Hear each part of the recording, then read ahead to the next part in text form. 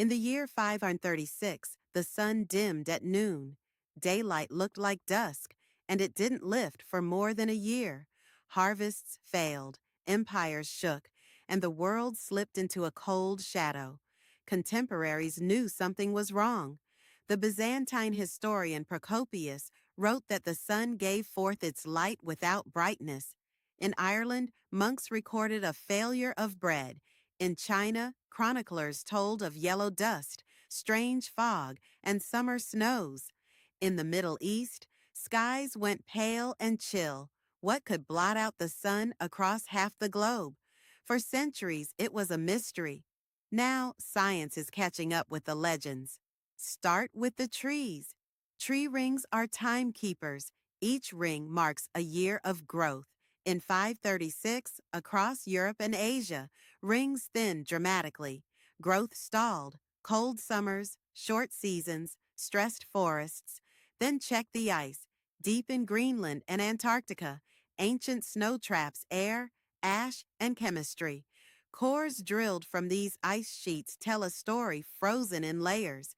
In the layer for 536, a surge of sulfate, a chemical fingerprint of volcanic sulfur blasted into the sky. Not just a local event, a stratospheric veil, a sun-dimming haze. The spike is huge, and it's not alone. Another spike lands around 540, back-to-back climate shocks. Two blows in quick succession. This is the worst time to be alive in late antiquity. But what threw the switch? Volcanoes launch sulfur high into the stratosphere. There it spreads worldwide. It reflects sunlight, cools the surface, starves crops, kills summers. But which volcano? For a long time, guesses flew. A comet? A dust storm from the steppe? A volcano far away, somewhere in the tropics? Clues are microscopic. In the ice, alongside the sulfate, are tiny glass shards. Tephra, crushed volcanic glass. Every volcano has a unique geochemical signature. Match the shards to a source, and you name the culprit. Recent studies point north, to the cold Atlantic, to a high-latitude eruption, likely in Iceland, in 536. The chemistry fits. The timing fits. A blast under ice and fire. Ash sweeping across the Arctic, sulfur lifting into the stratosphere. Then a second eruption around 540, this time likely tropical, closer to the equator, a wider spread, a global punch on top of a northern strike. The result? Years of gloom. Winds shifted, rains faltered, monsoons misfired, grain withered in the fields, famine followed the fog, prices spiked, people moved, warfare surged. In the north, something strange happens. Across Scandinavia, gold disappears from circulation. Hoarded, buried, sacrificed. Offerings to unseen powers, pleading for the sun to return. Later sagas speak of Thimble Winter, a great winter before the end. A memory, maybe, of a sky gone wrong. In the Mediterranean, the Eastern Roman Empire was on the rise. Justinian's armies reconquered Italy and North Africa. Grand projects soared in Constantinople. Agent Dome lifted over the city.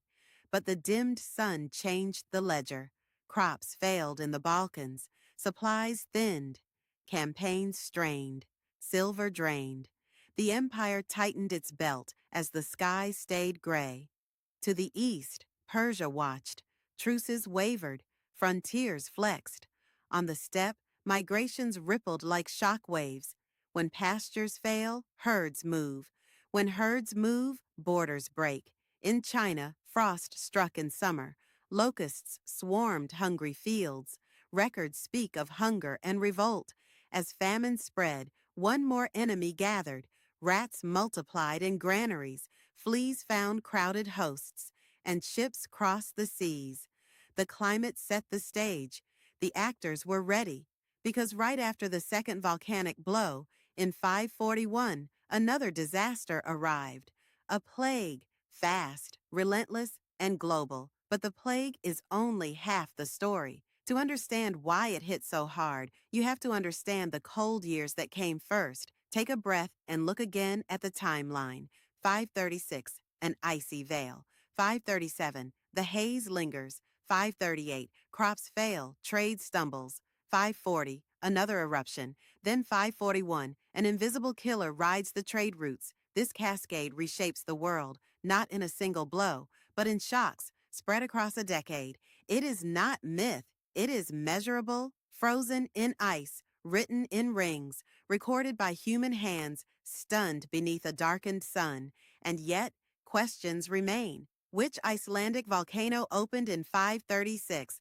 Was it one big blast or a sequence? What did people do when noon looked like twilight day after day? And how did some societies adapt while others cracked? The answers hide in bogs, in bones, in coins, in the chemistry of buried glass. They hide in letters penned by monks who counted empty grain sacks. They hide in ship logs and imperial edicts. Follow the trail and a picture sharpens. This was not just a cold snap. It was a hinge in history.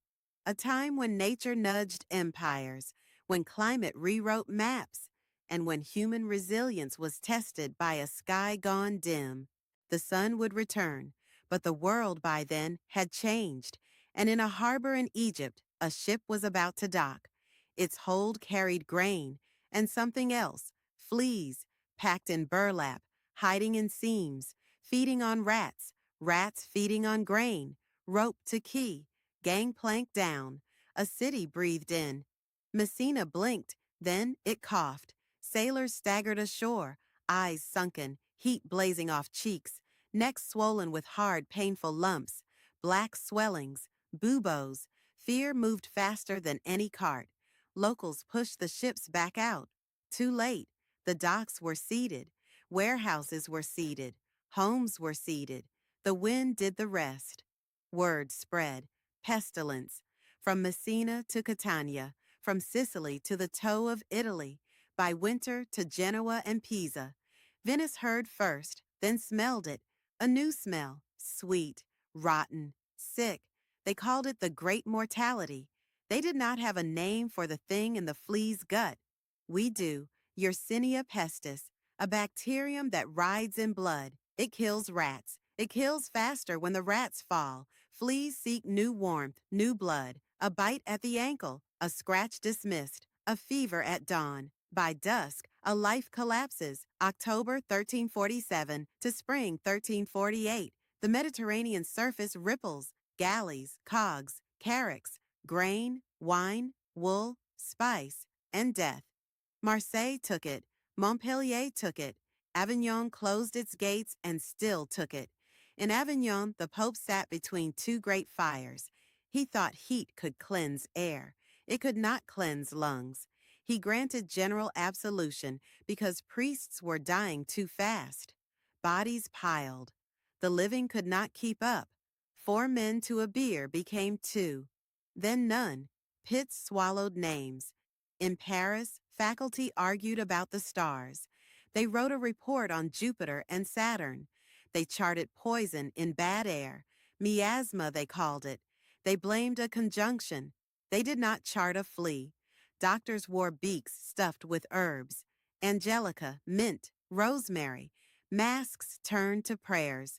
Prayers turned to screams. England watched the horizon. By summer 1348, it crossed the Channel. It entered through Dorset. It rode lanes and hedgerows. Bristol went quiet. London rang its bells until the bell ropes frayed. Gravediggers broke. The plague did not. Monks kept lists until the ink ran out. They tried fire. They tried smoke. They tried charm and bleed and bomb. They tried flight. Villages emptied overnight. Doors were marked. The X meant death, not a warning, a promise. Flagellants marched, bare bleeding backs. Cities heard the drums. They begged for mercy in the open air. They brought crowds. Crowds fed the thing. Panic found its favorite scapegoats. Rumors hissed. Wells were blamed. Jews were blamed. Trials were theatrical. Executions final. Whole communities burned. Some officials protested. A few tried to stop it. Most looked away. Misery, stacked on ignorance, stacked on fear. In German towns, bells tolled for victims and for reason. To the north, the Baltic carried it around the Skagerrak. Bergen received it by autumn 1349. Iceland, spared by distance, would not be spared forever. To the east, across steppes and forests, roads carried it. Novgorod, Pskov, Kiev. Traders opened sacks. Fleas leapt. The disease knew no creed. It knew warm blood and time that year had no mercy. 3 faces, bubonic with its swollen nodes, septicemic, darker, faster, bleeding into skin, pneumonic in breath and spit, the most merciless of all. It could pass without a rat. A cough would do. Families slept together. They woke one smaller, or none at all. Chroniclers recorded miracles and monsters. They wrote of saints. They wrote of thieves who stripped the dead. They wrote of mothers who could not lift their children, of carts that did not stop, of dogs without masters, of cats without rats. Silence spread with the stench. Markets fell idle. Work stopped. Then, briefly, something else stirred. Wages rose where anyone was left to claim them. A plowman could bargain. A mason could walk away. Lords wrote new orders. They tried to hold the old world still. The old world would not listen, not yet. Ships kept coming, because hunger does not end for plague. Grain still sailed, wool still sailed, the something else sailed with it, from port to port, from table to bed, from cradle to grave. Between 1347 and 1352, the numbers piled up beyond counting. A third of Europe, maybe more. Some towns lost half. Some 9 in 10. Words like half lose meaning at that scale. They become air pushing past teeth. Western chroniclers wrote of God's anger. Eastern chroniclers wrote of corruption in the air. Merchants wrote of missed debts. Parents wrote nothing at all. Who could be spared to write? Yet even then, patterns formed. Not random, not chaos. The disease favored the cramped. It loved the poor quarters. It burned through monasteries. It feasted in garrisons. It slowed in places that shut their roads. It sulked in summer and flared when the air cooled. It returned again and again, not a storm, a season, a new season for an old world. The first wave was only the first, but in those 2 years, the shock did more than thin crowds. It cracked certainties. It made space for fear.